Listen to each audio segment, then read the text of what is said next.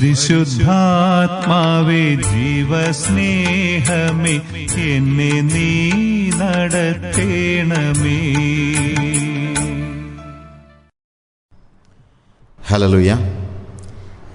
നമ്മുടെ വേദപുസ്തക പഠനത്തിലെ പരിശുദ്ധാത്മാവിൻ്റെ വരങ്ങളെക്കുറിച്ചുള്ള നമ്മുടെ പഠനത്തിൻ്റെ ഭാഗങ്ങൾ നമ്മൾ പഠിച്ചുകൊണ്ടിരുന്ന കാര്യങ്ങൾ നിങ്ങൾ ഇന്നലെ പഠിച്ചതൊക്കെ ഓർക്കുന്നുണ്ടല്ലോ. ഏറ്റവും ഒടുവിൽ നമ്മൾ പറഞ്ഞ കാര്യം, ദൈവത്തിൻ്റെ പരിശുദ്ധാത്മാവ് നമുക്ക് നൽകിയിരിക്കുന്നത്, അല്ലെങ്കിൽ പരിശുദ്ധാത്മാവിനെ നമുക്ക് നൽകിയിരിക്കുന്നത്, അത് ഒരു പാസീവായിട്ട് സ്വീകരിച്ച് അകത്ത് വയ്ക്കാൻ വേണ്ടി മാത്രമല്ല, നമ്മുടെ പ്രയോജനത്തിന് വേണ്ടി മാത്രമല്ല. ഇന്നലെ നമ്മൾ പറഞ്ഞു നിർത്തിയ കാര്യം ഇതാണ്, അത് ആത്മാവിൻ്റെ പ്രകാശനം പൊതുപ്രയോജനത്തിനായിട്ട് നൽകിയിരിക്കുന്നു. അപ്പോൾ പ്രകാശനം എന്നുള്ള വാക്കാണ് നമ്മൾ ഇന്നലെ ഒടുവിലായിട്ട് പറഞ്ഞു നിർത്തിയതായ വാക്ക്, പ്രകാശനം. ഈ പ്രകാശനം എന്നുള്ള വാക്ക് ഞാൻ ഇന്നലെ പറഞ്ഞ കാര്യം നിങ്ങൾ ഓർക്കുമായിരിക്കും. അത് ഇറ്റ്സ് ജസ്റ്റ് ലൈക്ക് ലാൻറ്റേണിന് ഉപയോഗിക്കുന്ന ഒരു വാക്കിനോട് സമാനതയുള്ള വാക്കാണ്. ലാൻറ്റേൺ അല്ലെങ്കിൽ ഒരു റാന്തൽ വിളക്കിന് തുല്യമായ, അല്ലെങ്കിൽ വിളക്ക്, ആ കാലയളവിലെ വിളക്ക്. വിളക്കിൻ്റെ ഒരു പ്രത്യേകത, അത് എപ്പോഴും പ്രകാശം നൽകുന്നുണ്ട്. അല്ലെങ്കിൽ അതിനെ വിളക്കെന്ന് വിളിക്കുന്നതിനകത്ത് അർത്ഥമില്ല.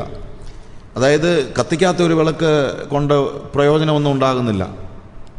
അതൊരു വലിയൊരു പ്രോബ്ലമാണ്. അപ്പോൾ കത്തിക്കാത്ത വിളക്കും കൊണ്ട് പലപ്പോഴും ആൾക്കാർ നടക്കുന്നുണ്ട്. ഞാനിങ്ങനെ ഒരു സ്റ്റോറി, ഇങ്ങനെ it's A very good story. അതിങ്ങനെയാണ്, അന്ധനായ ഒരു മനുഷ്യൻ ഒരു രാത്രിയിൽ ഒരു വീട്ടിൽ ചെന്നിട്ട് തിരികെ പോകാൻ നേരം അയാൾ ഒരു റാന്തൽ വിളക്ക് കത്തിച്ചു കൊടുത്തു, അല്ലെങ്കിൽ ഒരു വിളക്ക് കത്തിച്ചു കൊടുത്തു. നീ തിരിച്ചു പോകുമ്പോൾ വിളക്ക് ഉപയോഗിച്ചോളാൻ. അപ്പോൾ ഇയാൾ ചോദിച്ചു, നീ എന്നെ മണ്ടത്തരമായി പറയുന്നത്, എനിക്ക് വിളക്ക് ഉപയോഗിക്കാൻ കൊണ്ടെന്താ കാര്യം? ഞാൻ അന്ധനായ ഒരു മനുഷ്യനാണ്, അതുകൊണ്ട് എനിക്ക് വിളക്ക് കിട്ടിയിട്ട് യാതൊരു കാര്യവുമില്ല, എനിക്ക് കാണാൻ പറ്റത്തില്ലല്ലോ. അപ്പോൾ മറ്റേ ആൾ പറഞ്ഞു, ഈ വിളക്ക് നിന്നെ ഉദ്ദേശിച്ചല്ല, നീ വിളക്കും കത്തിച്ചുകൊണ്ട് പോകുമ്പോൾ മറ്റുള്ളവർക്ക് നിന്നെ കാണാൻ പറ്റും, അല്ലെങ്കിൽ ആരെങ്കിലും നിന്നെ വന്നിരിക്കത്തില്ലേ? അപ്പോൾ അയാൾക്കത് വളരെ പോസിറ്റീവായിട്ട് തോന്നി. അതൊരു ഒരു ഫാക്റ്റാണല്ലോ. കാര്യം കണ്ണ് കാണാൻ വയ്യാത്ത എനിക്ക് ചിലപ്പം രാത്രിയിലും നടന്നു പോകാനായിട്ടുള്ള കഴിവുണ്ടായിരിക്കും, പക്ഷേ കണ്ണ് കാണാവുന്നവർക്ക് രാത്രി നടന്നു പോകാനുള്ള കഴിവില്ലാത്തവരാണ്. അതുകൊണ്ട് ഇയാൾ എന്ത് ചെയ്തു? ഈ വിളക്ക് കത്തിച്ചുകൊണ്ട് വഴിയിലൂടെ നടന്നു. ഈ വിളക്കിൻ്റെ വെളിച്ചം അയാൾ കാണുന്നില്ല, പക്ഷേ ഈ വിളക്ക് കത്തിച്ചുകൊണ്ട് ഇയാളിങ്ങനെ വഴിയിലൂടെ നടന്നു പോകുകയാണ്. അങ്ങനെ വഴിയിലൂടെ ഈ വിളക്ക് കത്തിച്ചുകൊണ്ട് നടന്നു പോകുമ്പോൾ ഒരാൾ ഇയാളെ വന്നിടിച്ചു. അപ്പോൾ ഇയാൾക്ക് ഭയങ്കര ദേഷ്യം വന്നു. തനിക്കെന്താ കണ്ണ് കാണത്തില്ലേ? എന്നെ പറഞ്ഞു, എനിക്ക് കണ്ണ് കാണും, പിന്നെ താനെന്താ എന്നെ കാണാഞ്ഞ്? അത് താനിങ്ങനെ വഴി കൂടെ നടക്കുമ്പോൾ രാത്രി വന്നു കഴിഞ്ഞാൽ എങ്ങനെയാണ് കാണുന്നത്? എൻ്റെ കയ്യിലുള്ള വെളിച്ചം കണ്ടില്ലേ താൻ? എന്നെ പറഞ്ഞു, എവിടെ വെളിച്ചം? അപ്പോഴാണ് അയാൾ മനസ്സിലാക്കുന്നത്, ഇടയ്ക്ക് എവിടെയോ വെച്ച് ഈ വെളിച്ചം കെട്ടുപോയിരുന്നു. വെളിച്ചം കെട്ടുപോയ കാര്യവും ഇയാൾ അറിഞ്ഞില്ല. ഇതുപോലെ വിശ്വാസകോളത്തിൽ പലരും എന്നേ വെളിച്ചം കെട്ടവരായിട്ട് വെളിച്ചമുണ്ട് എന്ന ധാരണയോടുകൂടെ നടക്കുന്നവരുണ്ട്. പക്ഷെ ആളുകൾ അത് കാണുന്നില്ല. മറ്റുള്ളവർക്ക് കാണാൻ വേണ്ടിയാണ് നമ്മൾ വിളക്ക് കത്തിച്ചു വച്ചിരിക്കുന്നത്, ശരിയാണ്. പക്ഷേ വിളക്ക് കെട്ടുപോയിരിക്കുന്നു, അതുകൊണ്ട് മറ്റുള്ളവർക്ക് ഈ പ്രകാശം ലഭിക്കുന്നില്ല. അപ്പോൾ ഈ സ്റ്റോറി വളരെ പ്രധാനപ്പെട്ട ഒരു ആശയം നമുക്ക് നൽകുന്നുണ്ട്.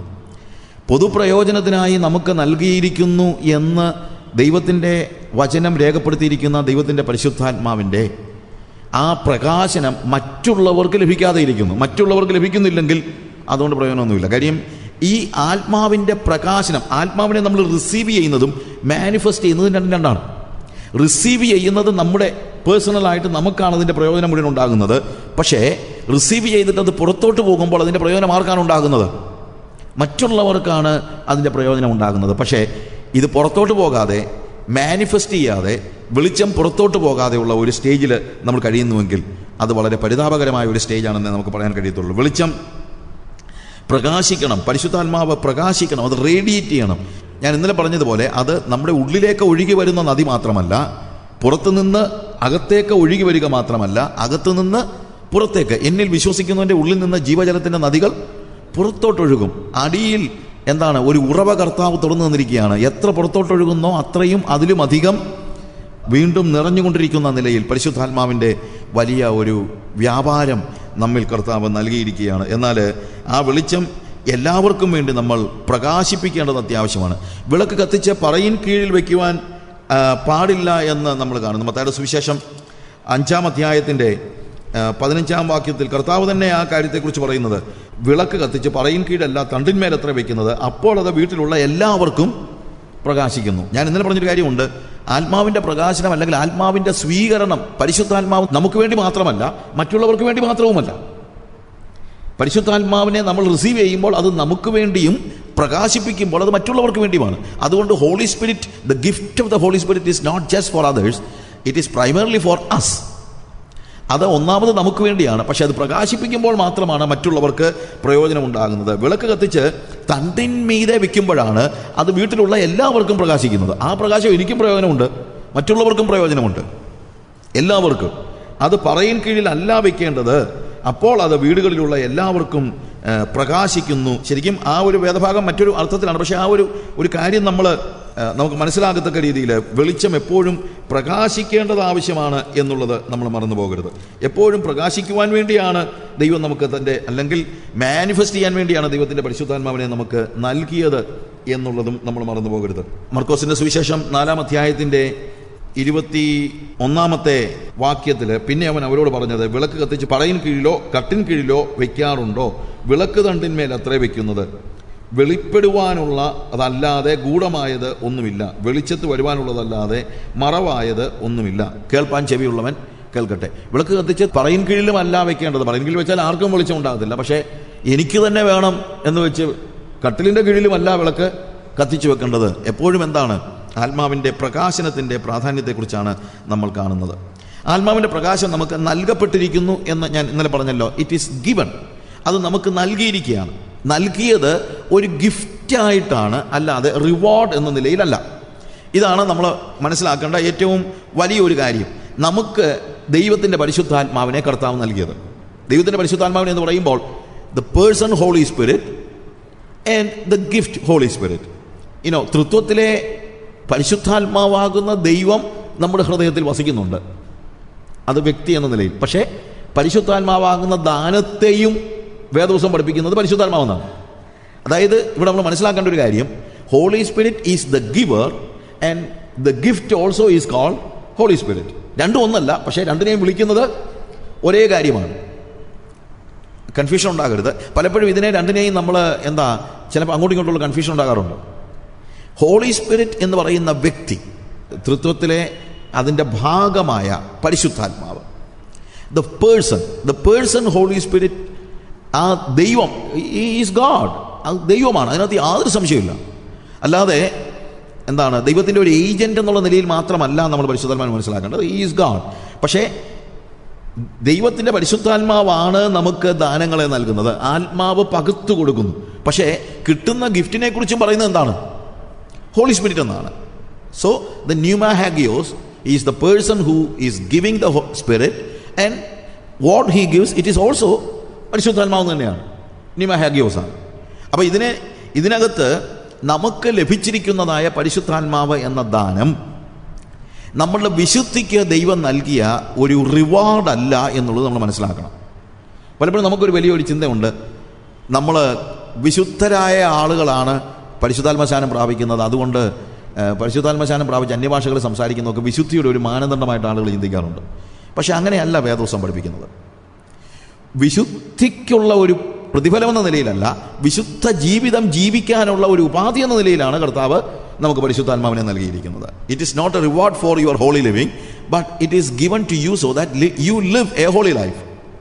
ഇത് പരിശുദ്ധിക്കുള്ള ഒരു അടയാളമായിട്ടല്ല. അതുകൊണ്ടാണ് വിശുദ്ധമായ ജീവിതം ജീവിക്കാത്തവരും പലപ്പോഴും അന്യഭാഷ സംസാരിക്കുന്നുണ്ട്.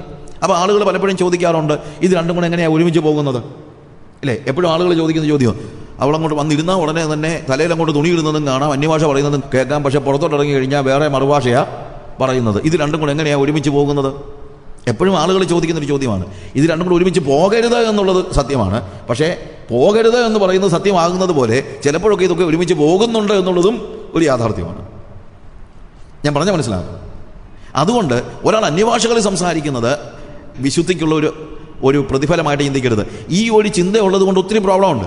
എന്നു ചോദിച്ചു കഴിഞ്ഞാൽ വിശുദ്ധിയിലേക്ക് വരാനുള്ള, അല്ലെങ്കിൽ വിശുദ്ധ ജീവിതത്തിൽ മുന്നേറുവാനുള്ള നമ്മുടെ എല്ലാ ആഗ്രഹത്തെയും കെടുത്തിക്കളയുന്നതായി പറ്റിയിട്ടുണ്ട് പല സമയത്തും. ഈ പരിശുദ്ധാത്മാ നിറവിൻ്റെ അടയാളമായി നമ്മൾ പറയുന്ന അന്യഭാഷയ്ക്ക് നമ്മൾ കൊടുത്തിരിക്കുന്ന അമിതമായ പ്രാധാന്യം. ഞാൻ പറഞ്ഞല്ലോ, ഒരു കാര്യത്തിനും അമിതമായ പ്രാധാന്യം കൊടുക്കുമ്പോൾ തീർച്ചയായിട്ടും അതിൻ്റെ ബുദ്ധിമുട്ടുണ്ടാകും. അപ്പം ഞാനൊരിക്കലും പി ജി ഓറീസുമായിട്ട് 1982 ഞങ്ങൾ സംസാരിച്ചപ്പോഴത്തേക്ക് പി ജി ഓറീസിനോട് ചോദിച്ചു, സാജു, ഈ പെന്തിക്കോസുകാർ പൊതുവെ അവരെക്കുറിച്ചുള്ള ഏറ്റവും വലിയ പരാതി, അവർ അന്യഭാഷയും പറയും, മോശമായ ജീവിതം ജീവിക്കും, ഇതൊക്കെയാണല്ലോ. എന്തുകൊണ്ടാണ് അന്യഭാഷ പറയുന്ന ഒരാൾ തന്നെ വീണ്ടും മോശമായ ജീവിതം ജീവിക്കാൻ അവർക്ക് എങ്ങനെയാണ് കഴിയുന്നത്? അപ്പം ഞാൻ അദ്ദേഹത്തിന് പറഞ്ഞ പാസ്റ്ററിനെ പറ. എന്നാൽ അദ്ദേഹം എന്നോട് പറഞ്ഞത് എനിക്ക് വളരെ ഇഷ്ടപ്പെട്ടു. എന്നാന്ന് ചോദിച്ചു കഴിഞ്ഞാൽ അദ്ദേഹം പറഞ്ഞത്, നമ്മുടെ ഒരു വലിയ പ്രശ്നം എന്നു ചോദിച്ചു കഴിഞ്ഞാൽ നമുക്ക് വേറെ എന്തോ സംഭവിച്ചാലും പേടിയില്ല, പക്ഷേ നമ്മുടെ അന്യഭാഷ പോകുന്നത് നമുക്ക് സഹിക്കാൻ പറ്റത്തില്ല. അപ്പോൾ അതുകൊണ്ട് നമ്മുടെ ജീവിതത്തിൽ ഏതെങ്കിലും ഒരു പാപം സംഭവിച്ചാൽ നമ്മുടെ അടുത്ത ആവലാതിയും വേവലാതിയും എന്നാന്ന് ചോദിച്ചു കഴിഞ്ഞാൽ എൻ്റെ അന്യഭാഷ പോയോ എന്നുള്ളതാണ്. അപ്പോൾ അതുകൊണ്ട് ഈ പാപം ചെയ്തേച്ച് നമ്മൾ സഭായോഗത്തിന് വന്നിരുന്ന് ആരാധിക്കുമ്പോൾ എല്ലാവരും അന്യഭാഷ പറയുമ്പോൾ ഞാനും ഒന്ന് പരിശ്രമിച്ച് നോക്കി എനിക്ക് അന്യഭാഷ പോയോ ഇല്ലയോ എന്ന്. അന്നേരം നമുക്ക് എങ്ങനെയെങ്കിലും 2-3 വാക്കുകൾ അന്യഭാഷ പറയാൻ പറ്റിയാൽ നമ്മൾ ചെയ്യുന്ന കുഴപ്പമില്ല, എൻ്റെ അന്യഭാഷ പോയില്ല. അന്യഭാഷ പോയില്ലെന്ന് പറയുമ്പോൾ മനസ്സിൻ്റെ ഉപബോധ മനസ്സിൽ നമുക്കുണ്ടാകുന്ന ഒരു ചിന്തയുണ്ട്. എന്നാണെന്നറിയാമോ? അപ്പം ഞാൻ ചെയ്തത് അത്ര വലിയ കുഴപ്പമുള്ള കാര്യമല്ല.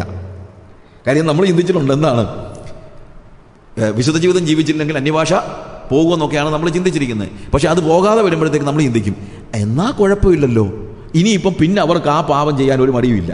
പിന്നെ ആ പാപം അവർ ചെയ്തുകൊണ്ടിരിക്കും, പിന്നെ വന്ന് അന്യഭാഷ പറയും. കുറച്ച് കഴിയുമ്പോൾ ഇതല്ലാതെ വേറൊരു രീതിയിലുള്ള പാപം ചെയ്താൽ അപ്പോഴും അവരുടെ പേടി, ഇന്നലത്തെ പാപം ചെയ്തിട്ട് അന്യഭാഷ പോയില്ല, പക്ഷേ ഇപ്പം പോയോ എന്നുള്ളതായിരിക്കും അടുത്ത പേടി. അപ്പോഴെന്താ സംഭവിക്കുന്നത്? അവർ പിന്നെയും വന്നിരുന്ന് കഴിയുമ്പോഴത്തേക്ക് കർത്താവേ ക്ഷമിക്കണേ എന്നൊക്കെ പ്രാർത്ഥിച്ച്, ചുമ്മാ പറയുന്നത് അങ്ങനെ പ്രാർത്ഥിച്ച് കഴിഞ്ഞിട്ട് പിന്നെ കുറച്ച് കഴിയുമ്പോഴത്തേക്ക് ഇവർ പിന്നെയും അന്യഭാഷ പറയുകയാണെങ്കിൽ പിന്നെ ആ പാപം ചെയ്യാനും മടിയില്ല. അങ്ങനെ 3-4 പ്രാവശ്യം പാപം ചെയ്തേച്ച് വന്നിരുന്ന് അന്യഭാഷ പറയാൻ പറ്റിക്കഴിഞ്ഞാൽ പിന്നെ എന്നാ പാപം ചെയ്തേച്ചും ഇവിടെ വന്നിരുന്ന് അന്യഭാഷ പറയാൻ ആളുകൾക്ക് മടിയില്ല. ഞാനിതൊക്കെ പറയുന്നത് ഇത് പ്രായോഗികമായി നടക്കുന്ന കാര്യമായതുകൊണ്ടാണ്. ഇതൊക്കെ നമ്മുടെ സഭകളിലെല്ലാം നടക്കുന്ന കാര്യമാണ്. അതുകൊണ്ടാണ് നമ്മൾ മനസ്സിലാക്കേണ്ടത്, അന്യഭാഷകളിൽ സംസാരിക്കുക എന്ന് പറയുന്നത് വിശുദ്ധിയുടെ ഒരു അടയാളമല്ല. ഞാനിതിന് ഉദാഹരണമായിട്ട് പറയുന്നത് അന്യഭാഷ എന്ന് പറയുന്നത്, അല്ലെങ്കിൽ കൃപാവരങ്ങൾ എന്ന് പറയുന്നത്, അന്യഭാഷ എന്ന് മാത്രമല്ല ഏത് കൃപാവരങ്ങളും ഒരു സ്കൂൾ യൂണിഫോം നമ്മൾ കൊച്ചിന് കൊടുക്കുന്നത് പോലെയാണ്. ഒരു സ്കൂൾ യൂണിഫോം കൊച്ചിന് കൊടുക്കുന്നത് അതിന് പഠിച്ച് പാസ്സായതിനുള്ള, ഫസ്റ്റ് റാങ്ക് വാങ്ങിച്ചതിനുള്ള ഒരു റിവാർഡായിട്ടല്ലല്ലോ നമ്മൾ പിള്ളേർക്ക് സ്കൂൾ യൂണിഫോം കൊടുക്കുന്നതാണ്. പഠിച്ച് പാസ്സായി കഴിഞ്ഞാൽ നമ്മൾ, നീ കഴിഞ്ഞ വർഷം പഠിച്ച് പാസ്സായി നല്ല മാർക്ക് വാങ്ങിച്ചു, അതുകൊണ്ട് ഞാൻ ഈ വർഷം നിനക്ക് സ്കൂൾ യൂണിഫോം വാങ്ങിച്ചു തരാമെന്ന് ആരെങ്കിലും പറയുമോ? ഇല്ല. സ്കൂൾ യൂണിഫോം എന്ന് പറയുന്നത് നന്നായിട്ട് പഠിക്കാനും പഠിച്ച് സ്കൂളിൽ മുന്നേറാനും നിങ്ങളുടെ പഠിത്തത്തെ സഹായിക്കാൻ വേണ്ടിയുള്ളതാണ് സ്കൂൾ യൂണിഫോം. ഇതുപോലെ വിശുദ്ധിയിൽ ജീവിച്ചതിനുള്ള ഒരു പ്രതിഫലമല്ല, വിശുദ്ധിയിൽ ജീവിക്കാൻ നിങ്ങളെ സഹായിക്കേണ്ടതിനാണ് ദൈവം തൻ്റെ പരിശുദ്ധാത്മാവിനെ നിങ്ങളുടെ ഉള്ളിലേക്ക് അയച്ചിരിക്കുന്നത്. അല്ലാതെ വിശുദ്ധിയിൽ ജീവിച്ചതിന് നിങ്ങൾക്കുള്ള പ്രതിഫലമല്ല എന്നുള്ളത് നമ്മൾ മനസ്സിലാക്കണം. അപ്പോൾ പഠിച്ച് നല്ല മാർക്ക് വാങ്ങിയതിന് കിട്ടിയതല്ല യൂണിഫോം. സ്കൂളിൽ പോകാനും പഠിക്കാനും നല്ല മാർക്ക് വാങ്ങിക്കാനും നിങ്ങളെ സഹായിക്കേണ്ടതിനാണ് നമ്മൾ ഒരു കുഞ്ഞിന് യൂണിഫോം കൊടുക്കുന്നത്. ഇതുപോലെ തന്നെയാണ് കൃപാവരങ്ങൾ നമുക്ക് കർത്താവ് നൽകിയിരിക്കുന്നത്, അല്ലെങ്കിൽ ആത്മാവിനെ പരിശുദ്ധാത്മാവിനെ നമുക്ക് നൽകിയിരിക്കുന്നത്, ആത്മാവെന്ന ദാനത്തെ നമുക്ക് നൽകിയിരിക്കുന്നത് എന്തിനാണ്? നാം വിശുദ്ധിയിൽ മുന്നേറുവാനാണ്. കൃപാവരങ്ങൾ നൽകിയിരിക്കുന്നത് എന്തിനാണ്? സഭയെ വിശുദ്ധിയിൽ മുന്നോട്ട് കൊണ്ടുപോകാൻ വേണ്ടിയാണ്. ഇതിനകത്ത് മിസ്യൂസ് ചെയ്താൽ എന്താ സംഭവിക്കുന്നത്? പല സമയത്തും കൃപാവരങ്ങളെ ആളുകൾ മിസ്യൂസ് ചെയ്യുന്നു. മിസ്യൂസ് ചെയ്താൽ ഉടനെ തന്നെ ദൈവം ഈ കൃപാവരത്തെ തിരിച്ചെടുക്കുന്നില്ല. ഇതാണ് പലപ്പോഴും പറ്റുന്ന വലിയ ഒരു അപകടം. ഞാൻ അപകടമെന്ന് എൻ്റെ മാനുഷിക ബുദ്ധി പറയുകയാണ്. പക്ഷേ ദൈവം അത് ചെയ്യുന്നില്ല. ദൈവം അത് ചെയ്യുന്നില്ല എന്നുള്ളതിനെ കുറിച്ച് പറഞ്ഞാൽ ഞാനും അത് ചെയ്യത്തില്ല. അതിൻ്റെ കാര്യം എന്ന് വെച്ച് കഴിഞ്ഞാൽ, ഇപ്പം ഞാൻ എൻ്റെ പിള്ളേരാരെങ്കിലും സ്കൂൾ യൂണിഫോം ഇട്ടുകൊണ്ട് സിനിമയ്ക്ക് പോയെന്ന് വെക്കുക. സ്കൂളിൽ വിട്ടതാ, പക്ഷേ സ്കൂളിൽ പോയില്ല. അതിന് പകരം സ്കൂൾ യൂണിഫോം ഇട്ടുകൊണ്ട് എവിടെ പോയി? സിനിമയ്ക്ക് പോയി. ഞാനത് അറിഞ്ഞു. തിരിച്ച് വീട്ടിൽ വരുമ്പോൾ ഞാൻ ആദ്യം പറയുന്ന എന്തായിരിക്കും പറയുന്നത്? നീ സ്കൂളിൽ പോകാൻ കൊണ്ടുവന്ന യൂണിഫോം അതിട്ടുണ്ട് സിനിമയ്ക്ക് പോയി, ഇവിടെ കൊണ്ടുപോയി, എവിടെ നിന്റെ യൂണിഫോം? ഇനി മേലെ ഞാൻ യൂണിഫോം തരത്തില്ല എന്ന് വല്ലതും പറയൂ? ഇല്ല. ഏതെങ്കിലും ഒരു തെറ്റ് ചെയ്യുമ്പോൾ ഉടനെ തന്നെ കൊച്ചിൻ്റെ യൂണിഫോം നമ്മൾ തിരിച്ചു പിടിക്കുന്നൊന്നുമില്ല. ഇതുപോലെ ദൈവം താൻ നമുക്ക് നൽകിയതായ പരിശുദ്ധാത്മാവ് നമ്മൾ ഏതെങ്കിലും രീതിയിൽ ഒരു ദിവസം മിസ്യൂസ് ചെയ്തതുകൊണ്ട് ഉടനെ തന്നെ അതിനെ തിരിച്ചെടുക്കുന്നില്ല. തിരിച്ചെടുക്കാത്തത് എന്തുകൊണ്ടാണ് എന്ന് ചോദിച്ചാൽ, മക്കളോടുള്ള കരുണ കൊണ്ടും മക്കൾ തിരിച്ചു വരണമെന്നും മടങ്ങി വരണമെന്നും നന്നാകണമെന്നുള്ള ആഗ്രഹം കൊണ്ടാണ്, അല്ലാതെ മക്കളുടെ പ്രവൃത്തിയെ അക്സെപ്റ്റ് ചെയ്തതുകൊണ്ടല്ല. പക്ഷേ ഇവിടുത്തെ പ്രവാചകന്മാർ എന്തെങ്കിലുമൊക്കെ കാണിച്ചു വെച്ച് പിന്നെയും പ്രവചിക്കാൻ പറ്റി അവർ ചിന്തിക്കുന്നത് അവരുടെ പ്രവൃത്തിയെ ദൈവം അങ്ങ് അക്സെപ്റ്റ് ചെയ്തെന്നാണ്. ദൈവം അക്സെപ്റ്റ് ചെയ്തിട്ടില്ല. ദൈവം നിങ്ങൾക്ക് ഒരു ചാൻസ് കൂടെ തരികയാണ് മടങ്ങി വരാൻ, അത്രേ ഉള്ളൂ. നിങ്ങൾ വീണ്ടും മടങ്ങി വന്നില്ലെങ്കിൽ വീണ്ടും ഈ കൃപാവരങ്ങൾ ഉപയോഗിക്കുമ്പോൾ തന്നെ ദൈവം തന്ന ഈ യൂണിഫോം ഉപയോഗിച്ചുകൊണ്ട് നിങ്ങൾ വേറെ ഒരു വഴിയിലേക്ക് പോവുകയാണെങ്കിൽ ഒത്തിരി നാൾ പോകാൻ പറ്റത്തില്ല. കുറച്ച് നാൾ കഴിയുമ്പോൾ യൂണിഫോം വേൺ ഔട്ട് ആകും. ദൈവം തിരിച്ചെടുക്കണമെന്നൊന്നുമില്ല, അത് വേൺ ഔട്ട് ആകും. ദൈവവുമായിട്ടുള്ള ബന്ധം പോയി കഴിഞ്ഞാലും ചിലപ്പോൾ നമുക്ക് ഇപ്പം ഇലക്ട്രിസിറ്റി പോയാലും കുറച്ച് നേരത്തേക്ക് ഫാനൊക്കെ കറങ്ങിക്കൊണ്ടിരിക്കും. ഫാൻ കറങ്ങുന്നത് മാത്രം നോക്കിക്കൊണ്ട് നിങ്ങൾ പെട്ടെന്ന് പറയരുത് ഇപ്പോഴും ഇലക്ട്രിസിറ്റി ഉണ്ടെന്ന്. അങ്ങനെ ദൈവവുമായിട്ടുള്ള ആ കണക്ഷൻ പോയ 11 kV അല്ലെങ്കിൽ സബ്സ്റ്റേഷനുമായിട്ട് അല്ലെങ്കിൽ മെയിൻ സ്റ്റേഷനുമായിട്ട് കണക്ഷൻ പോയ ആളുകളും ചിലപ്പം പ്രവചിച്ചുകൊണ്ടൊക്കെ നടക്കുന്നത് കാണുമ്പോഴത്തേക്ക് നിങ്ങൾ പറയരുത്, ഓ എന്തൊരു പ്രവചനം, അച്ചട്ടായ പ്രവചനം. അച്ചട്ടായി പ്രവചിക്കുന്ന പല ആളുകൾക്കും ദൈവബന്ധമൊക്കെ നഷ്ടപ്പെട്ടിട്ട് ഒത്തിരി നാളായി.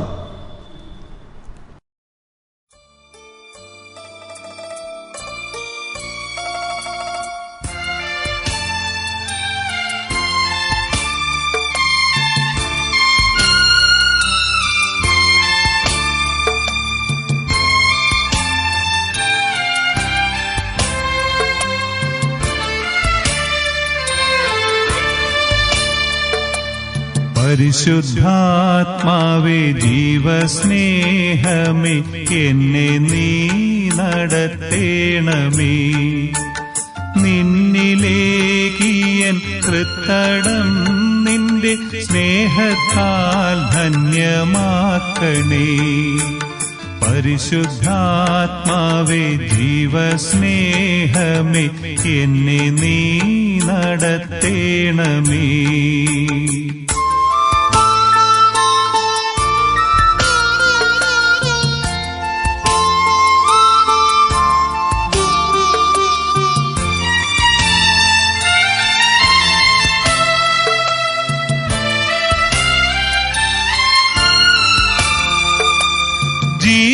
ജീവിതയാത്ര തന്നിലായി എന്റെ പാദങ്ങൾ നീ നയിക്കണേ.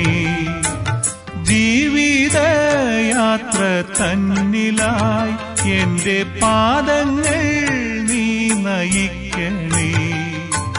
ജീവനും ദേഹശക്തിയും നിത്യം എന്നിലേകുക സ്നേഹമേ. ജീവനും ദേഹശക്തിയും നിത്യം എന്നിലേകുക സ്നേഹമേ. പരിശുദ്ധാത്മാവേ ജീവസ്നേഹമേ എന്നെ നീ നടത്തേണമേ.